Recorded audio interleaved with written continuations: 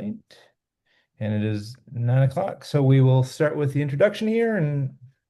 All right, please join me in welcoming our speaker, Francis Frankie Dunn, a senior researcher in natural history at Oxford University Museum of Natural History.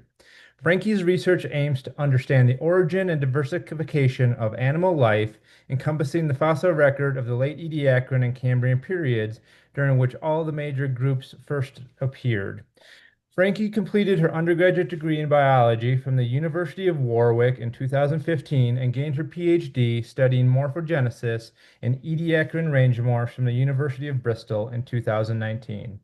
Since then, she has been based at the University of Oxford at the Oxford University Museum of Natural History, first as an early career fellow funded by the Royal Commission for the Great Exhibition of 1851, and now as an NERC Independent Research Fellow. In 2022, she was appointed to her current position as senior researcher in natural history. Frances, the floor is yours. Please take it away. Thank you. So thank you for inviting me. It's a pleasure to be here. I can see at least one of my collaborators in the audience, Alex. So hello, Alex. And I'm going to be talking to you today about the Ediacaran Enigma. So my background is in biology.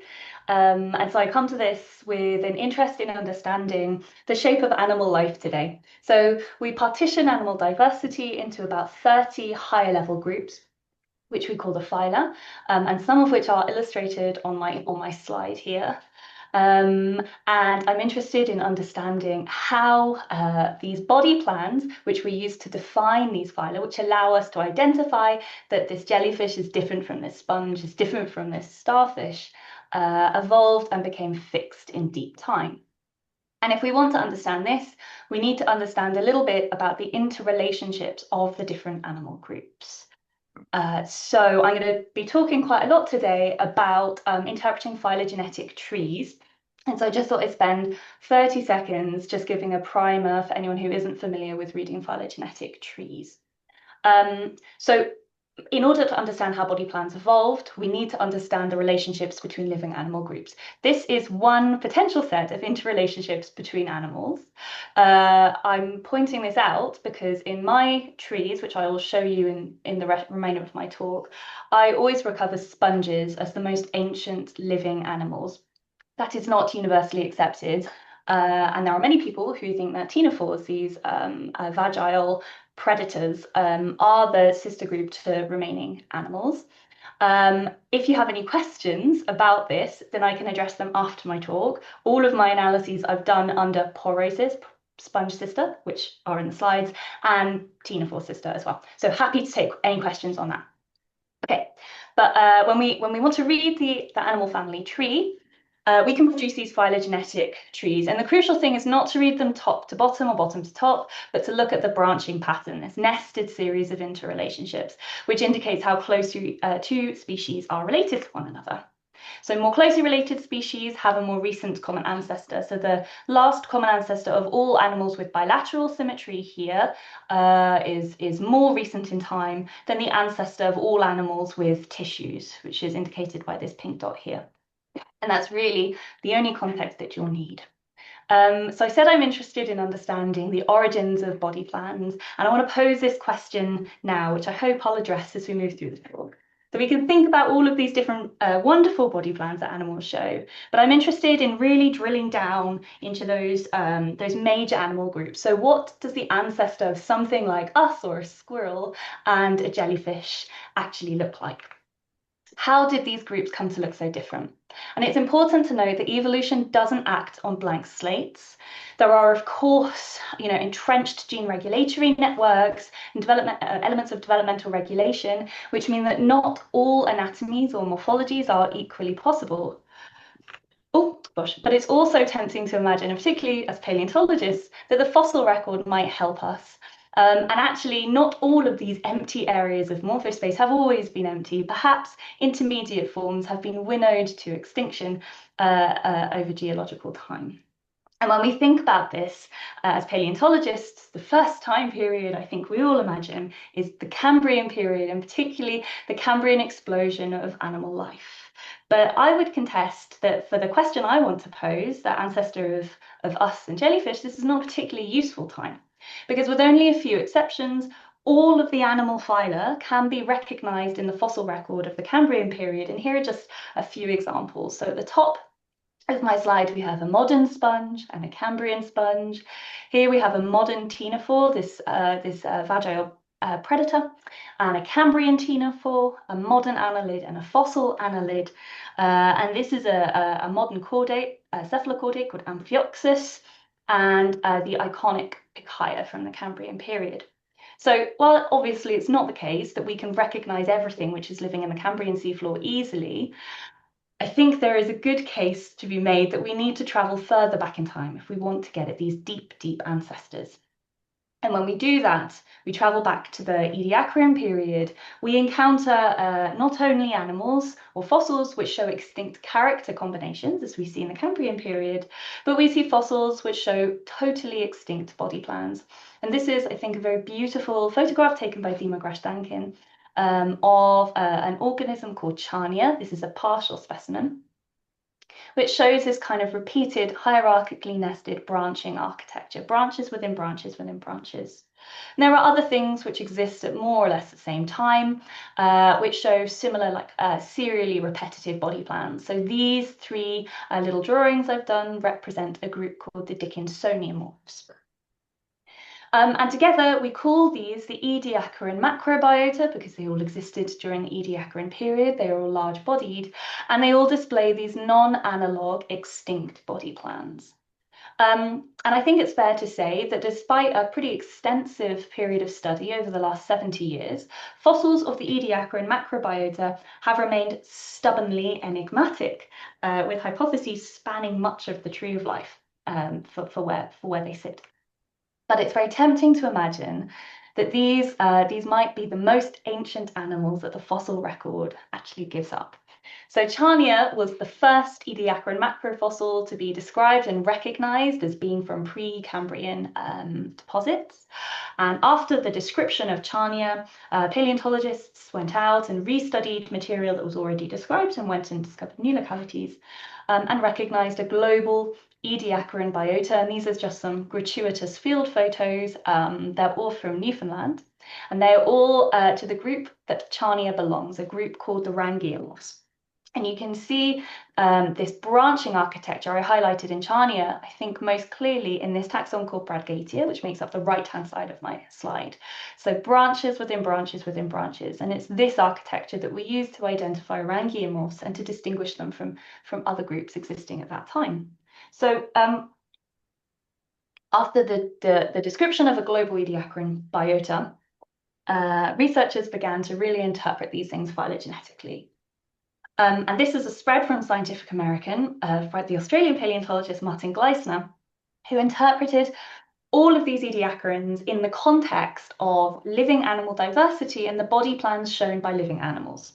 So Rangiomorphs became relatives of sea pens, as you can see down here on the seafloor, and those Dickinsoniomorphs became relatives of annelid worms, and you can see them up here on the shore face.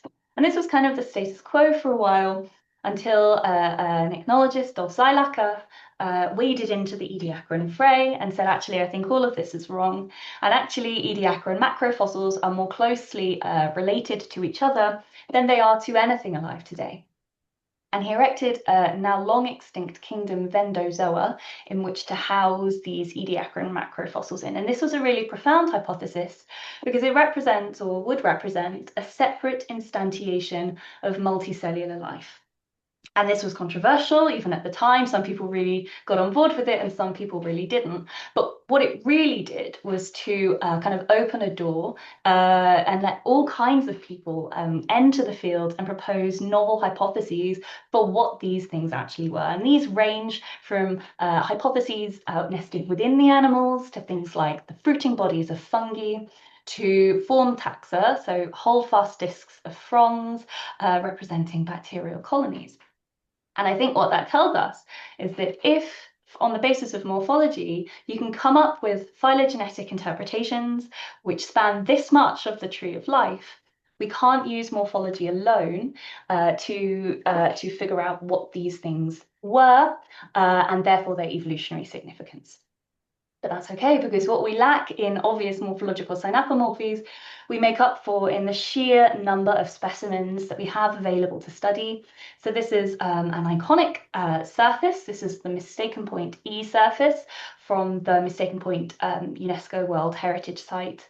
And every smudge, more or less, that you can see in front of you is in fact an individual preserved in life position. So this site is about the size of half a tennis court. There are more than 4,000 fossil individuals on it, and we can reconstruct it as looking something a little bit like this. And what I hope you can see is not only are there many individual species, so we have a community of organisms here, but we have individuals of the same species at different points in their life history. So we can think about morphogenesis. And this is what I'm really interested in. So I really like this figure. This figure was published more than 20 years ago now by Martin Brazier and Johnny Ancliffe. But I think it's really informative. So when we think about rangiomorphs, given the data we have, we can try to piece together life history. So do the different forms that we see actually represent evolution in discrete and diverging lineages? Or do they represent patterns of morphogenesis in a very few but very plastic species? And this information is important for resolving phylogenetic affinities, because morphogenesis is a useful character for identifying homology. So a quick primer on this. So this is our friend the fruit fly, which is a model system in evolutionary biology. And we understand how the body plan of Drosophila of the fruit fly is formed, is developed through time from a developmental genetic perspective. So we understand the genes that are involved in differentiating the head from the thorax, etc., etc. And in a series of seminal experiments dating back to the 1980s, developmental biologists realized that if you mess with these, you end up with some strange and sometimes fatal phenotypes. So if we flip the order of these sets of genes, you end up with a fruit fly that instead of having antenna on its head has legs. And this is a mutant called antennapedia. Likewise, if we duplicate these genes, we end up with a mutant called bithorax. You can see very clearly has two thoraxes. So it's not often in an organism's interest to mess around with early and important genes implicated in development. And as a consequence of that, we can use development as the homology because it is conserved across evolutionary and geological time. And so I set out to do this, starting with Charnia. I'm sorry, this photo is downsampled. It shouldn't be. But this is a photo of the holotype specimen of Charnia from Leicestershire in the UK. So you can see it's this lovely frond. There would be a holdfast disc. It's not present in the holotype, but it would be out of frame and down here. And so I started by trying to understand how morphogenesis proceeds across an individual. And in order to do this, I was very lucky to study some three-dimensionally preserved specimens from Russia. You can see an example of these specimens down here. And because these were three-dimensionally preserved, we were able to peer inside of them using CT scanning. And so I'm going to introduce just a couple of rangiomorph specific kind of jargon terms here. So when we talk about the different orders of branching that rangiomorphs show, we number them from first onwards. So for the purposes of my talk, I'm going to be talking about the largest branches, first orders, which are themselves constructed of second orders. Charnia shows 4 orders of branching, but we're just going to focus on those first 2 orders. So as I've said, we were able to use CT scanning to peer inside Charnia, and that's what you're looking at here, individual projections through the Charnia specimen. And what was really interesting is that there was no room for a stalk. So when you imagine these frond-like organisms and you think of fronds today, you might have a stalk from which branches derive, and that's not the case in Charnia. So I've color-coded, or just colored rather, individual second-order branches here, and in a top-down view down here as well. And you can see that the entire width of the frond is made up of branches. And this is a phenomenon called sympodial growth. And this immediately polarizes branching growth within the frond. We know it must proceed from the base to the apex. So how does an individual first-order branch grow? Well, in order to get at this, we needed to get even finer scale tomographic data. And the CT scanners we were using were not up to the job. So we went to the synchrotron, in this case to the Swiss light source. And what you're looking at here is a model generated from the synchrotron data in situ, as it were, in this schematic of Charnia at the bottom right. So in red and blue, you're looking at individual second order branches, which we were able to differentiate from each other based on things like grain size. But as we moved medially, this green section, we were not able to differentiate the branches at all. There was nothing that indicated there's anything different going on. And this suggests that this is basically the position of budding. So new branches, second order branches, bud from the medial side of the previous, the basal second order branch. And again, this polarizes growth across the first order branch, and there's no room for a stalk there either. So with this in mind, we're then able to think about patterns of morphogenesis across a population of specimens. And this is a population from Leicestershire, from the UK. And we'll look at panel B first. There are a couple of easy, obvious trends, which we'll talk through first. So initially, what you're looking at are the number of first order branches in a Charnia specimen plotted from the base to the apex, that's FOB. The length of first order branches and the size of the specimen. And so it's very clear that larger specimens have more first order branches and that these branches are larger. But what perhaps isn't quite so obvious from this plot is that it's a really interesting trend in the most apical branches. So if growth proceeds from the base to the apical branches they must be the youngest. And if new branches continue to differentiate over time, as must be the case because we know larger specimens have more branches, then those apical branches are going to be the same absolute age across disparate fronds. And so they will be the same relative size. And that is what we see in specimens between 2 and about 20 centimeters. There's no difference in the size of the most apical branches. But we see something very different in this largest specimen that we were able to explore here, that's 45 centimeters, where the most apical branches are 5 times larger than in the rest of the examined population. And this suggests that something different is happening, that perhaps there's either a slowing down or even a cessation in the differentiation of new branches. On the right-hand side, you're looking at a similar plot, but this is looking at second order branches. So again, we've got first order branches from the base to the apex.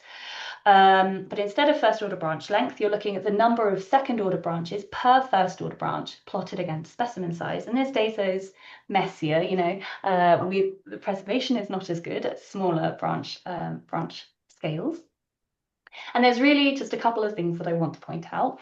Really just one actually. The main thing is that larger specimens in their first order branches, they have more second order branches. And so that tells us that when second order branches differentiate, they're not the finished article. They continue to differentiate new second order branches as they grow, as they move down the frond. So Charnia differentiates new branches from the apex of the frond, and it appears to shift in its developmental pattern as it grew from a differentiation-heavy period early in development, early in morphogenesis, to one which is not so reliant on the differentiation of branches. And we can piece this and other information together to understand developmental pattern in a 570 million-year-old fossil. So just to repeat, Charnia differentiates new branches over time from an apical generative zone, and that generative zone actually has a fixed point of origin. And what I mean by that is that, so in these beautiful three-dimensional specimens, we were able to count the number of second-order branches which appear or differentiate before a new first-order branch differentiates. And it's consistently between 3 and 5. There's some really nice data from a population of Charnia specimens from China that was published a couple of years after this study, which corroborated this. So that was really nice. The position of the longest branch shifts as the frond aged. So the position of the longest branch is shown here in green, and we can see that it moves basally down the frond. And if we imagine these fronds as living upright in the water column, this is perhaps to do with stability in the water column. And there's a shift in the relative importance of growth via the inflation of pre-existing branches and the differentiation of new branches. So differentiation is much more important earlier in morphogenesis than it is in later morphogenesis. And together, this is really interesting data, which allows us to rule out some previously proposed phylogenetic ideas and rule in others. So, for example, hypothesis, which I think is really neat, is that these rangiomorphs represent the fruiting body of fungi. They are basically mushrooms. We know how mushrooms today grow. They go through one round of terminal differentiation when the shape of the organism is generated, and then they just grow via inflation. They just get bigger. That's incompatible with what we see in Charnia, where we have the maintained differentiation of elements through time.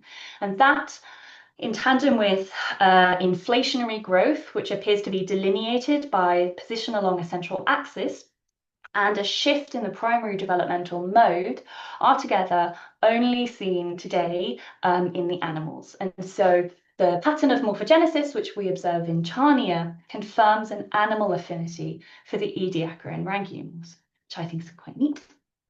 But rangiomorphs evolved very many branching shapes, some of which I have drawn badly and put on my slide here. So we probably want to confirm that the pattern of morphogenesis we see in Charnia is compatible with what we observe in other rangiomorphs. And this was work that we published earlier this year. So we tried to pick a rangiomorph just about as different from Charnia as possible, and we landed on Fractophusis. So I've got a schematic of Fractophusis up here in the top right. So this is a spindle-shaped organism, which unlike Charnia, which probably was erect in the water column, Fractophusis lived flat on the seafloor. And this is a beautiful specimen of Fractophusis oriented the other way. So both poles are here and here. And we were able to study a new population of Fractophusis from a site which we call the Brazier Surface in Newfoundland. And we were able to study its morphogenesis. And I'm not going to labor these graphs, but there are a few things that I want to point out. So the first is that we did identify the sequential differentiation of branches across the examined life cycle, shown here in plot A.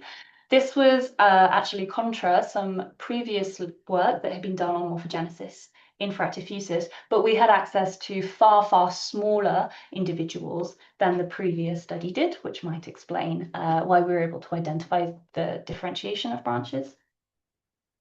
We see a gradual shift in the front outline, which is governed by the slowing or cessation of differentiation, but the maintenance of inflation, as with Charnia. So in panel D, you are effectively looking at the front outline from the midline to one of the poles in smaller to larger specimens.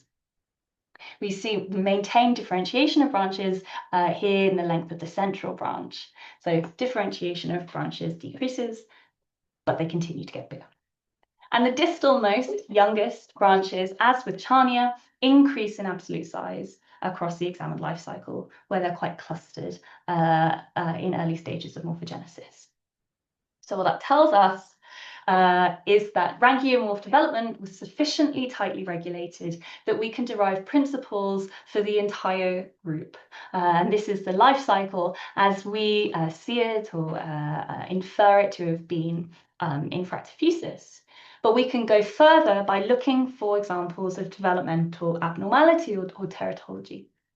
And this is really crucial because developmental abnormalities show us the constraint that development imposes during morphogenesis as it proceeds normally. This was work published a few years ago now, led by Charlotte Kenchington at Cambridge, describing a rangiomorph from Charnwood Forest called Hylocolulus. And Hylocolulus is really interesting because it appears to show evidence of developmental abnormality. So Hylocolulus is a rangiomorph which we infer to have lived upright in the water column. It has this very large holdfast disc, which you can see here, and then a bushy folium sitting on top of a long stalk. And you can see Charlotte's beautiful reconstruction down in the bottom left as well. But what was really interesting is that when Charlotte examined individual folia, So we have, I suppose, a normal folium here, or vein, on the right-hand side of this illustration. But on the left-hand side, you should be able to pick out instances of branches which appear to be out of place, which are too large. And actually, we can identify branching orders in different Rangiomorphs quite easily because they show subtly different branching characters. So we can identify that this is not just a big first or second order branch, but that actually this shows a branching anatomy compatible with the higher branching order. And we call this phenomenon eccentric branching and describe it as an overcompensatory growth response. So you see similar things in corals today when they're bashed around and broken, they can grow back very fast and quite large. And interestingly, we don't just see eccentric branching in Hylocalulis, we see it in a few other Rangiomorphs, all of which share this bushy anatomy. So it may be that these branches are kind of buffeting each other, being damaged, and then showing this overcompensatory growth response. But crucially, this confirms true developmental modularity, developmental independence of these branches, that they are able to encode all of these different branching orders, and the highly regulated nature of Rangiomorph growth. And interestingly, while this is clearly abnormal for Morphogenesis and Hylocalulis, a first order branch emerging from a second order branch or something similar is the core morphogenetic pattern of Charnia. So why is all this interesting? Because when we move from the Ediacaran seascape, shown on the top of my slide, to the Cambrian world down here, these illustrations were both done by Martin Lysek of Mighty Fossils. Some people have suggested that this might be driven in part by developmental evolution. So clearly, we know that we have many more body plans during the Cambrian period. Particularly, we have many bilaterian groups, and we know that there is a burst of genomic novelty at the base of the bilateria. So new genes, new instances of developmental regulation. That's absolutely true. But that's been used to infer minimal regulation in the Ediacaran fauna. And this explains why it looks strange, that actually they're minimally regulated, they can kind of do what they want. And this was perhaps driven in part by traditional terminology, which describes growth in Rangiomorphs as a consequence of either inflation or insertion, which implies that this highly distinctive, reiterative, modular body plan requires less regulation, but we can only get at this by looking at morphogenesis in Ediacaran macrofossils, and when we do that, we don't find support for it. Actually, we find that Rangiomorph growth is variation on a common theme. So our morphogenetic data suggests that early animal lineages, which lived and died long before the Cambrian explosion, display all the hallmarks of tightly regulated morphogenesis. And we're not the first people to suggest this. This actually goes back to Jim Valentine in the early part of the millennium, who argued for such a scenario in Rangiomorphs and other Ediacarans as well, highlighting that compartmentalization of gene expression events, which are required for a modular body plan, is commonly achieved through the cis-regulation of early acting genes implicated in development. Basically high levels of developmental regulation. So if it's not, or the fact that these things look so strange is not because they are minimally regulated. Perhaps we can explain why they look the way they do by understanding their precise phylogenetic position. And in order to get at this, I've been very lucky to study a new Rangiomorph, which is unnamed at present. This is from Newfoundland, which we think tells us something about the origin of a lost body plan. So we have more than 20 individuals of this taxon, all are anatomically compatible with each other. And there are two things that are really interesting, we think, about this new taxon. And perhaps most obviously, I hope from my pictures here, I realise this scale is unhelpful. This is a 2 centimetre scale. But they show a unique branching arrangement with clear-sidedness. So this is an interpretative drawing of this will be the holotype specimen. And branching on the left-hand side and the right-hand side is conspicuously different. And this is important because it complicates phylogenetic inference in branchiomorphs, which has historically been based on branching characters, which differentiate different branchiomorphs from each other. But here we have two different styles of branching in a single branchiomorph taxon. And these styles of branching are compatible, or most comparable, I suppose, with two different branchiomorphs. So we have type 1 branching shown over here, which is compatible, most compatible with what we know of a taxon called Vinlandia, and type 2 branching, which is compatible, most compatible with a taxon called Trapacia. And what's interesting is that amongst living eukaryotes, structural and predictable asymmetries, as we see in our new taxon, so we see this difference, this sidedness in every specimen that we examined, is only known in the eumetazoan animals. So this is actually, I think, a really nice morphological character for us to latch onto. Our new taxon, as well as showing some really interesting branching phenomena, shows something interesting going on at the base of the specimen. So unlike Charnia, where we have a holdfast disc, which we imagine roots it to the seafloor, and we see that in Hylocolulus, we see a basal filament, which runs directly out of the frond, which terminates in a V, and there is never any holdfast.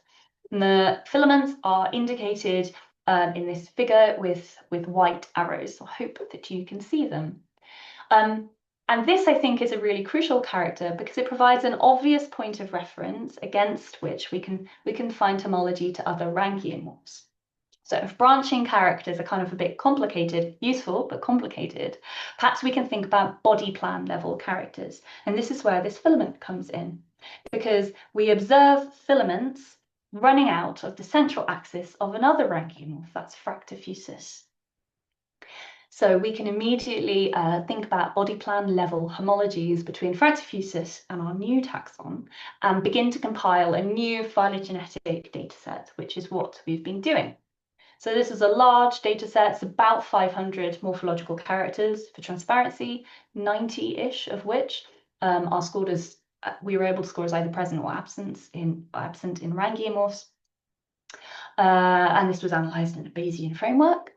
And here you can see, as I suggested at the start of my talk, that I recover sponges as the ancestor of living animals. And then in yellow, we have eumetazoa. So eumetazoa are all tissue grade animals. So ctenophores, cnidarians, and all bilaterians. And then the rangiomorphs shown here in pink, which have a single evolutionary origin, they are a clade, are the ancestor to all living eumetazoans. So what does the rangiomorph ancestor look like? Well, we did some ancestral state estimation, and we basically recovered an ancestor that looks a bit like Fractifusus. So this lived flat on the seafloor, it was probably spindle-shaped, has a frond deriving directly from a stolon, frond derived directly from a stolon, and it has a stalk.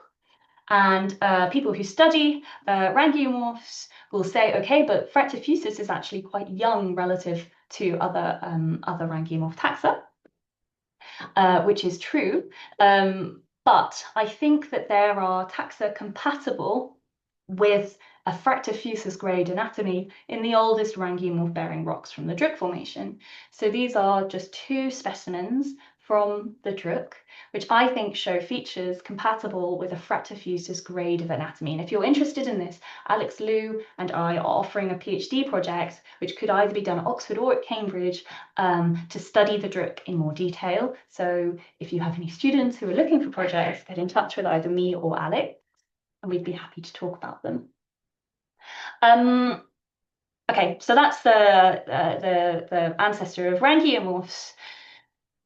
And we can say that Ediacarans possess anatomies which couldn't be predicted by examination of the living repertoire of animal body plans. You would never get at something like this by looking at a jellyfish and a bilaterian, for sure. But also, they tell us about a time in evolutionary history when animals must have had tissues. We can think about holdfasts and stems and fronds as being functionally distinct, but probably guts had not evolved, or we certainly have no positive evidence for guts in these things. And if Charnia is a unitary organism, then the way growing would be incompatible, potentially incompatible with the process of gastrulation. But the fundamental regulatory pathways that establish body regionalization must have already been established. And it's these pathways that were later co-opted deep, in the construction of the eumetazoan crown group and organ systems, sensory systems that we observe, which underpin the diverse lifestyles and body plans that we see in the living diversity of eumetazoans. So before I stop talking about rangiomorphs, I just wanted to highlight one more thing because I think it's kind of interesting. In the thinking about these body plan level characters, we can actually think about body plan transitions. So if Fractifusus is in fact one of the earliest diverging rangiomorphs, then we can understand how we transition from Fractifusus to things like Charnia to things like Bradgate or Hylocolulus by the extension or contraction of a branching axis.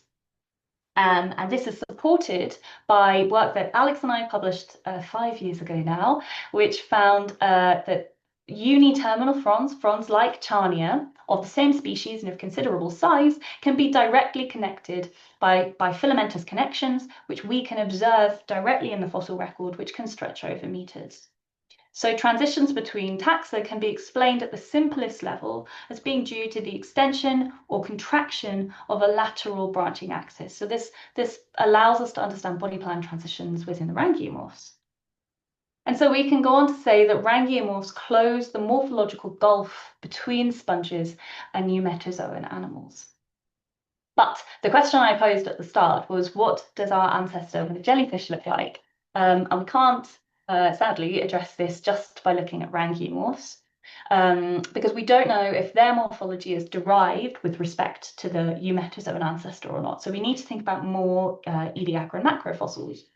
And the Dickinsoniomorphs are another iconic group of Ediacaran macrofossils. So they're younger than the rangiomorphs, and they include Dickinsonia, which I'm sure you'll all be familiar with, and my personal favorite, Andiva, which I've shown here on the left-hand side. And I think it's fair to say that there is debate about the grade of organization that they exhibit and consequently their phylogenetic affinity. But they share clear constructional similarities with rangiomorphs, and this has allowed many researchers over many years to identify them as potentially belonging to a clade with rangiomorphs. So Dolphylaca is one, but then other people like Jen Hoyle-Cuthill has also identified these similarities. In terms of arguments about their phylogenetic affinity, I suppose there are two main ones at the minute. So the first is that they display a placozoan grade anatomy. So this would be primarily gutless animals which feed via external digestion on the microbial mats that they were crawling around over. And the second is that they are bilaterian grade. And this is on the basis of often eumetazoan characters like muscles and potentially a gut as well. So I have added Dickinsoniomorphs to my large morphological phylogenetic data set and scored them under both of these competing topologies, which you can see here. The Dickinsoniomorph scored as bilaterian grade and also as placozoan grade, but I have simplified this for you. So when we score Dickinsoniomorphs as being bilaterian grade, they are crucially not recovered as bilaterians. We recover them as a smudge up the stem lineage to living eumetazoans. And also I don't recover Dickinsoniomorphs as being monophyletic, they're not a clade. When I score the Dickinsoniomorphs as being placozoan grade, they move with respect to rangiomorphs, but they stay nested within the eumetazoan stem lineage. And in fact, Ediacarans represent a smudge up the eumetazoan stem lineage. They are a grade of anatomy in my analyses. They are not a clade. And when I've done ancestral state reconstructions on these data sets, I reconstruct an Ediacaran type modular ancestor for eumetazoa, so for our ancestor with a jellyfish, under both phylogenetic interpretations. And more specifically, that ancestor is likely to have been benthic, ciliated, and vagile. So actually kind of Dickinsonia-like, which I think is very interesting. So for the last kind of 5-10 minutes of my talk, I thought that I'd talk about the decline of the Ediacaran macrobiota and where they went. So there's been lots of really interesting recent work done on this. How did the Ediacaran world give way to the Cambrian? And so there have been three principal hypotheses. The Cheshire Cat idea, that the Ediacarans don't go extinct, they just disappear from the fossil record, which is not widely accepted. And then the idea that they are either the victims of a mass extinction with an abiotic driver, or they are the victims of diversifying bilaterian animals, the biotic replacement hypothesis. And personally, I favor the biotic replacement hypothesis. And there are a few reasons for that. I think there's no obvious kill mechanism as we move through the late Ediacaran, but also there is an obvious tell, a biotic tell for these mass extinction events in the Phanerozoic, in that they reverberate in the phylogenetic breadth, the biogeography, and the macroecology of survivors. And they draw evolutionary trajectories that couldn't necessarily be predicted from pre-extinction dynamics. They disrupt. And that is not what we see at all through the late Ediacaran. Any macroecological or macroevolutionary trend that you think of increases basically unabated through this period. So biotivation, body size, locomotion, niche partitioning, all of these things are refined or escalate across supposed these extinction boundaries as we move through the late Ediacaran. So I'm not saying that catastrophes didn't happen, but if they did happen, they're superimposed on remarkably steady macroecological and evolutionary trends. And so to a first approximation, I think they weren't crucial to the assembly of the Phanerozoic biosphere. And so my colleague Giovanni Musidi and I published like a refinement of the biotic replacement hypothesis last year to explain what's going on, or to provide a hypothesis for what's going on in the latest Ediacaran.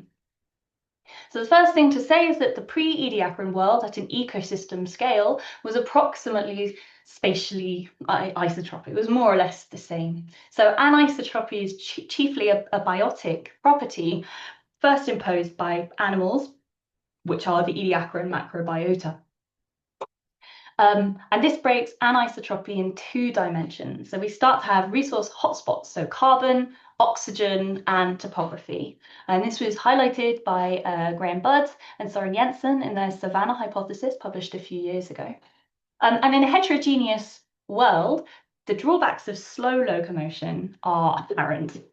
In a world with patchy resources, you need to be able to get from A to B. And we know that in the modern, home range sizes are positively correlated to rates of movement and inversely correlated to renewal rates and to resource density.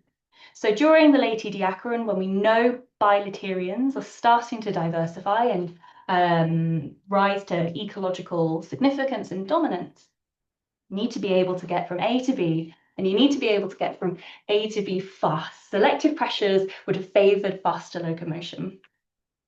And that breaks anisotropy in 3 dimensions. When you start to have bilaterians which can swim and which can burrow and start to fragment the microbial mats, which Ediacarans, the soft-bodied Ediacaran macrobiota, this classical fauna, lived intimately with. And even if you're only fragmenting these mats initially a little bit, you could have serious detrimental impacts. We see clustering behavior even in motile Ediacarans, like in Dickinsonia, associated with trying to go to non-exhausted patches. This is work published by Emily Mitchell a few years ago.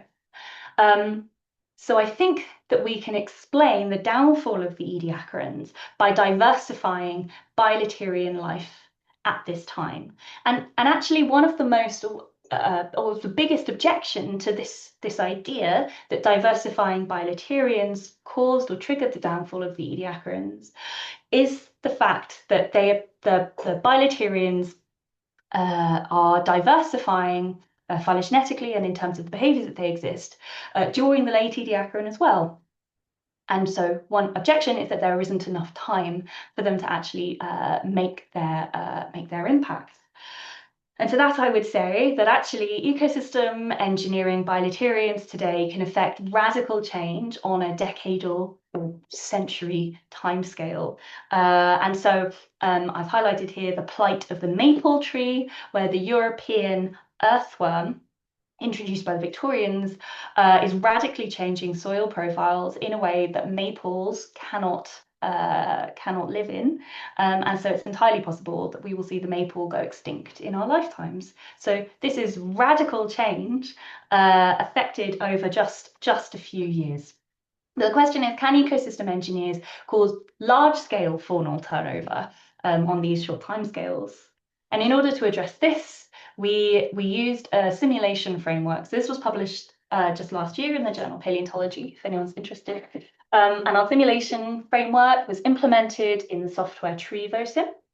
So on the left-hand side here, you can see our pipeline. So simulations are made up of individual organisms. Each organism has a 128-bit genome, which is made up of a string of zeros and ones. And individual organisms and lineages can speciate and go extinct.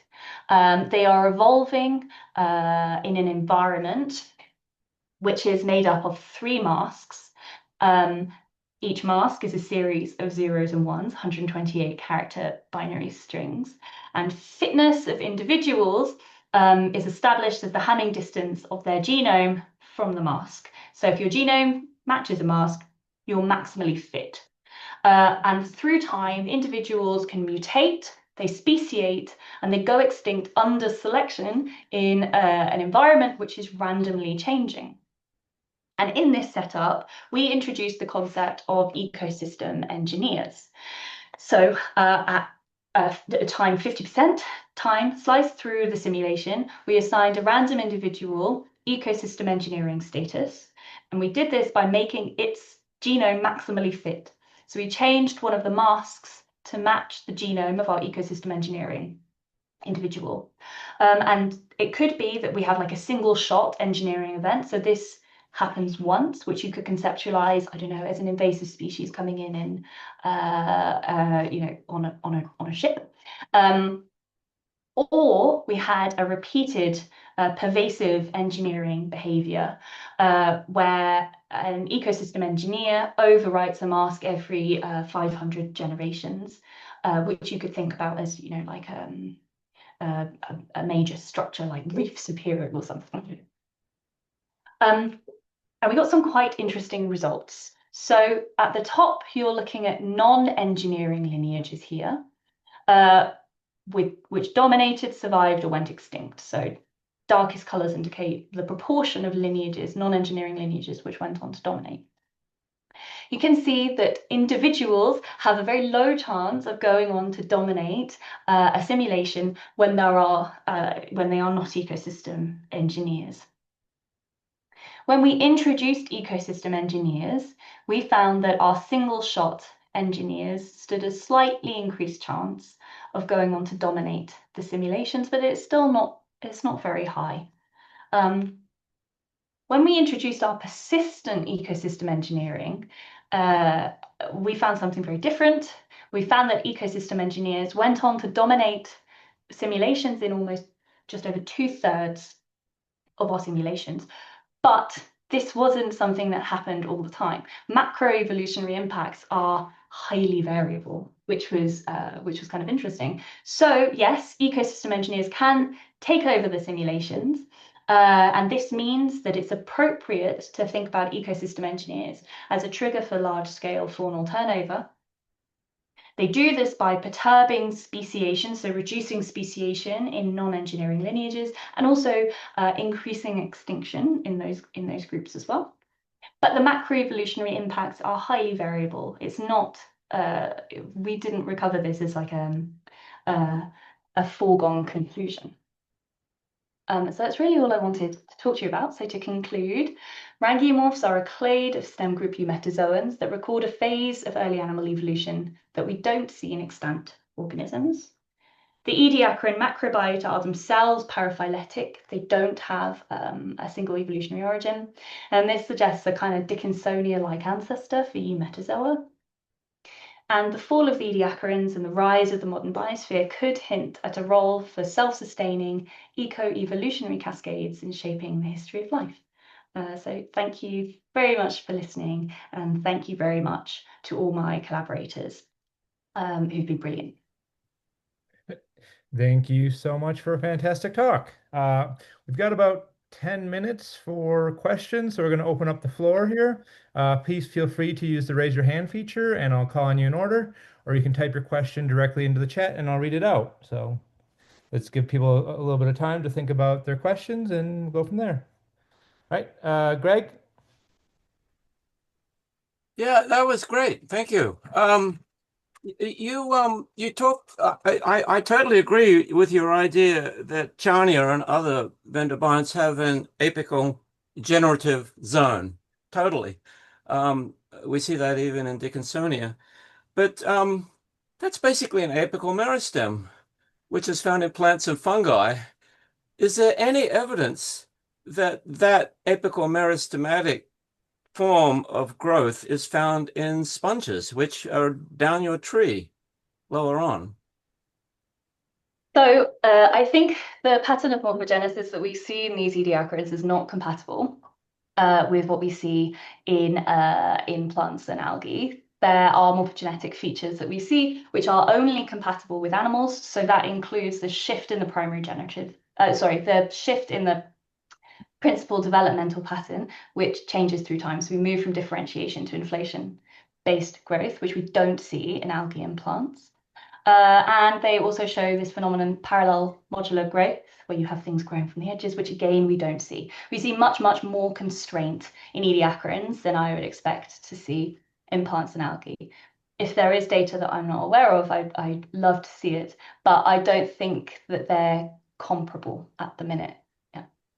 So your idea then is that that apical meristematic growth, which of course is absolutely ubiquitous in fungi and plants, died out with sponges and then came back with the ediacarans? I think there are fundamentally different developmental processes at work here, which underpin what would perhaps at face value seem to be similar patterns of growth, but they manifest their different developmental processes. And we can see evidence for these different developmental processes in the developmental pattern that we observe in ediacarans. So there are some similarities, but they're not entirely similar. And in fact, we see things in rangiomorph growth and perhaps also Dickinsoniomorph growth, although I'm not so au fait with that, that are incompatible with what we would expect from growth patterns in algae and plants. Very thought-provoking. Thank you. Laura Anderson, so just want to say thank you so much for an amazing talk. So let's be here for just a little bit more and see if anybody else has anything. All right, Matthew Crafty has raised his hand, so please feel free to. All right. Hello. Thanks, Frankie. That was a great talk. Just a quick question. Do you have any sense for where arboriomorphs fit in these extended trees? Yeah, that's a really great question. Yeah, that's a really great question. And I wish I had a conclusive answer for you. The short answer is I don't.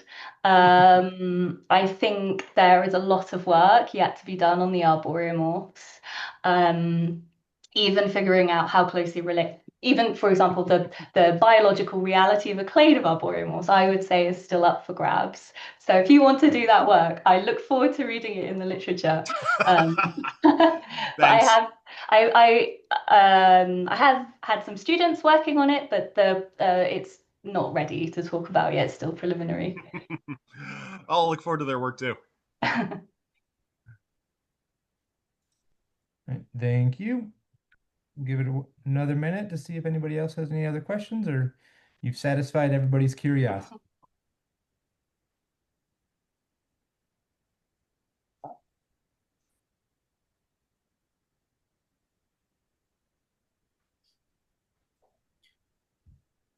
So Frankie, sort of changes what you see going from white sea to Nama, from Nama to early Cambrian.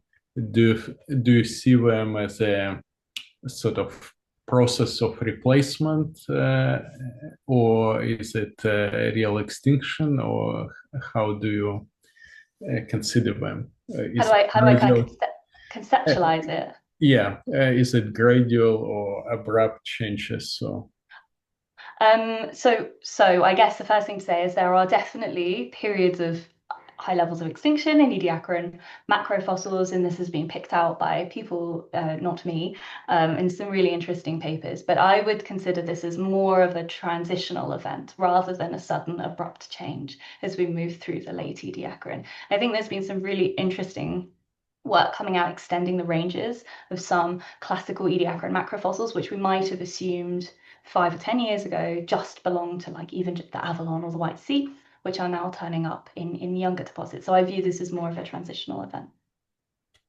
thank you. A second question from Greg. Yeah, since there's not many takers here, I was absolutely sure you were going to talk about Aurora Lumina, your STEM anemone, but you didn't. So this is going to be an unfair question about that. Um, what I can certainly see that it's a bit Cnidarian looking in that it may have some sort of relatively hard basal part, which you think is a fourfold divided, like a condylarthrid, basically. I think it's just four separate tubes, like little trumpets, actually.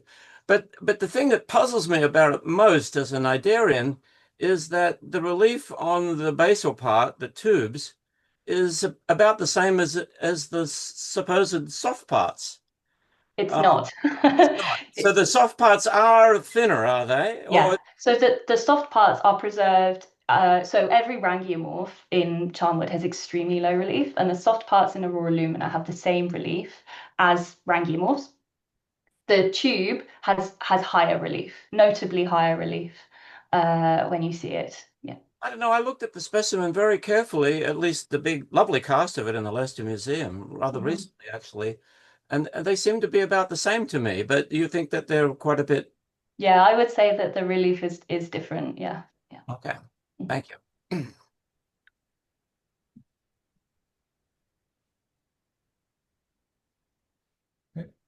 Shuai? Yes. Hi, Frankie. Great talk. Thank you very Thank you. much. Yeah, I don't think Rangemorph are plants, but Greg's question made me to think. Yeah, to test this, maybe you can do the same kind of measurements as you did for the Rangemorph in your Science Advances paper. My intuition is that you're going to see probably the same pattern. Small leaves have small branches and small number of branches. Um, I have not done any measurements, but I just wondering, of course, there are fundamental difference, in terms of how the branches sort of interlocked with each other. But I was just wondering, in terms of apical meristematic growth and insertion versus differentiation versus quote unquote inflation. There seems to be some similarity. Yeah. So taking these characters in isolation for sure. So I think you need to think about these things in the whole. So there are a suite of different morphogenetic traits that we can look at, including the regularity of body plan and the predictability of body plans through morphogenesis. And in rangiomorphs, we see body plans which are much, much more predictable in how they will continue to grow than you would ever see in like plants or algae, which tend to be much more plastic. So you're absolutely right. Thinking about morphogenetic characters in isolation is just as difficult as thinking about morphological characters in isolation. But looking at them in concert as a whole, I think Yeah. is useful. Okay. Great. Thanks. Thank you. All right, so we're going to be respectful of Frankie's time, and everybody join me in thanking her again for a wonderful talk, and everybody have a wonderful Thanksgiving. So thank you, and have a Thank good you. one. Okay, bye.